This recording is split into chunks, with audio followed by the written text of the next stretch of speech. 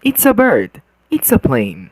No, this is the ever so popular Gundam from the Seed series, the Strike Freedom. And yes, this is another HD bootleg. Hey hobby fans, welcome back to my channel. I am your hobby brother, and today let's have a short review on this HG TT-Hongli Strike Freedom.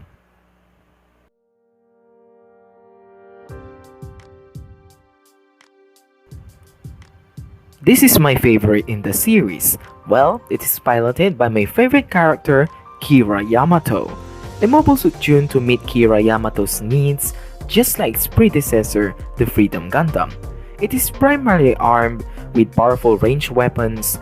Due to Kira's stellar piloting, his mobile suit is rarely hit during combat, and thus Strike Freedom's design emphasizes maneuverability over its armor's defensive capabilities.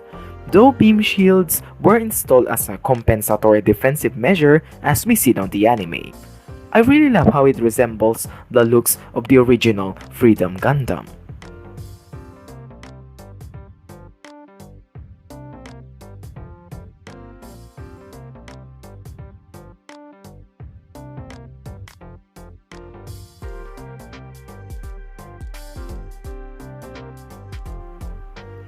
Well, honestly, this kit was already in my possession for a very long time.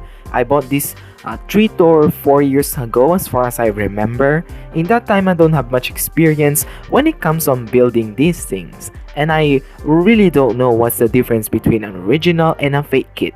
So, I just simply buy them. To be honest, I am not that impressed in the overall quality of this one by these 2021 standards, because it actually looks kinda cheap and there is not much attention to the kit's details, as it is pretty obvious, right?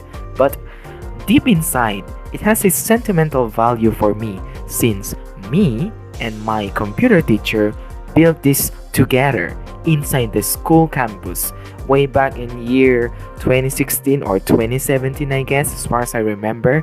And man, those junior high school memories were irreplaceable.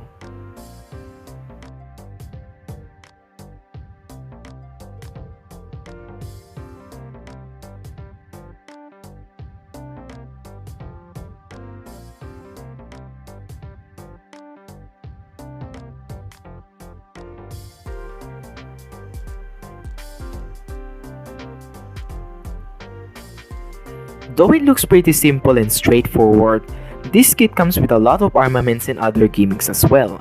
We have this Calidus multi-phase beam cannon, which is a same type of large cannon beam used by the Abyss Gundam in the Gundam Seed Destiny series. However, in the anime, it is already powered by the Strike Freedom's Hyper-Deuterion engine. It has a higher firepower and rapid fire capability. It also comes with this beam shield effect, which you can put by removing these red plastics either the left or on the right arm and putting it back again so it will stay in place.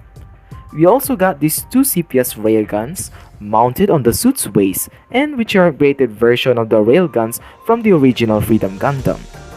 They also got some quite range of movements, and it can be used as a storage for the beam sabers.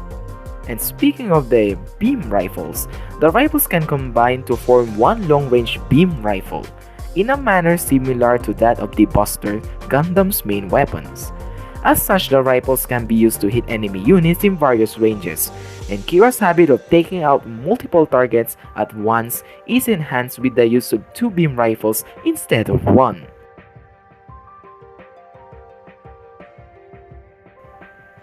However, you can't use the railguns when they are stored on the waist of the kit. Well, despite all that, these rifles looks kinda simple and it doesn't have any design at all. At least there are no fitting issues in terms of combining them. And we also got a pair of beam sabers with matching transparent effects.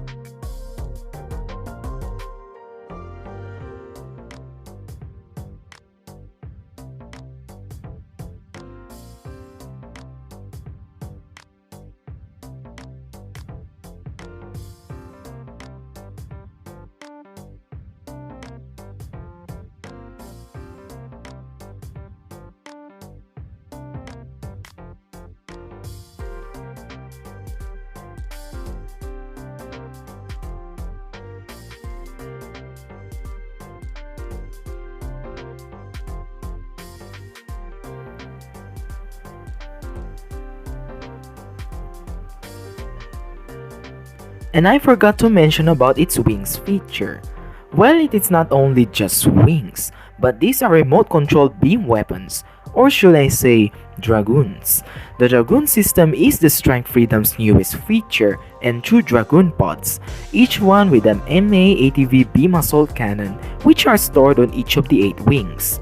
The Strike Freedom's Dragoons are based on the ZAP's second generation Dragoon system, which does not require pilots to have a high spatial awareness to effectively control them due to the use of an improved quantum communication system among with the other enhancements. Other unique modifications were also added, and due to the huge amount of data processing required, the Super Dragoon system can only function at its maximum potential when used by the ultimate coordinator, Kira Yamato.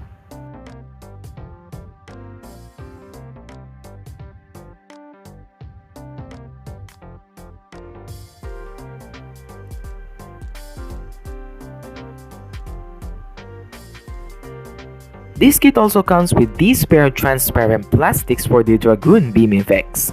I strongly recommend putting this if you want to make action poses to see the better functions of the Strike Freedom's wings. This will add some emotions and makes the kit looks more outstanding, especially if you want to do the full burst firing mode.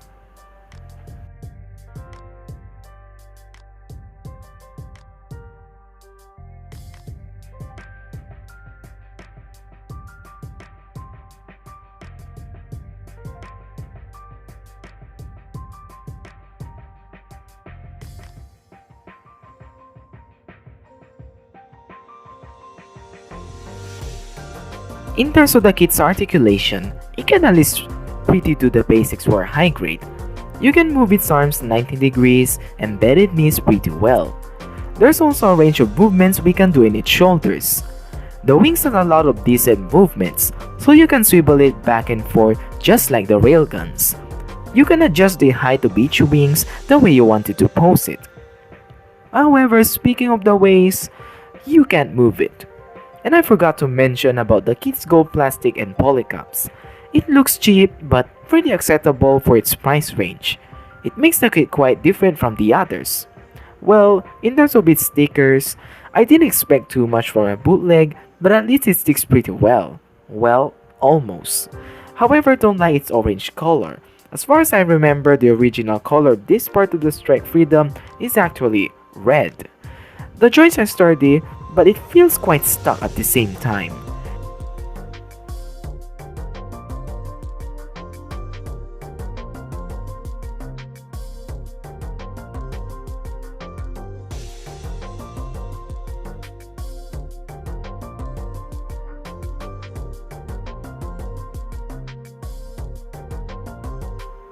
Overall, I really enjoy building this kit. It's pretty straightforward and easy to build since it only has a simple proportion. However, I also encounter some major problems, especially some fitting issues on assembling its arms. Well, no matter how hard I try, they won't fit nicely. And its color separation ranges from decent to mediocre. I am not that sure. And it lacks some of the details, so if you have a hobby paint, I highly recommend to paint it. The plastic quality is not so good at all, but despite all these problems, you got a whole set of weaponry and effects. I mean, look at those armaments. It has a pair of high-powered beam rifles that can combine to a large beam cannon, a pair of hip-mounted railguns, a powerful beam cannon on its abdomen, a pair of beam sabers, and lastly, a total of 8 remote weapons that can fire powerful beam shots. As for the model kit, it can also perform the basics much like any high-grade seed model can. Detailing is a bit plain, so extra painting is required as I mentioned before.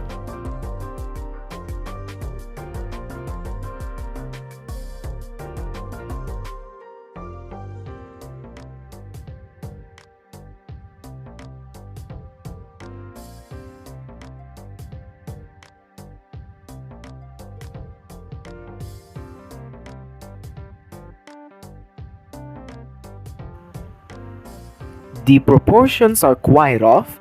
The Strike Freedom looks short and stocky compared to its other incarnations, and those remote weapons, or should I say, Dragoons are actually a pain to remove from the wings. The kit is okay, but honestly, not that really impressive. And that's it for a short review. Thank you for watching, stay safe, and I'll see you guys on the next video. Hobby Brothers Reviews.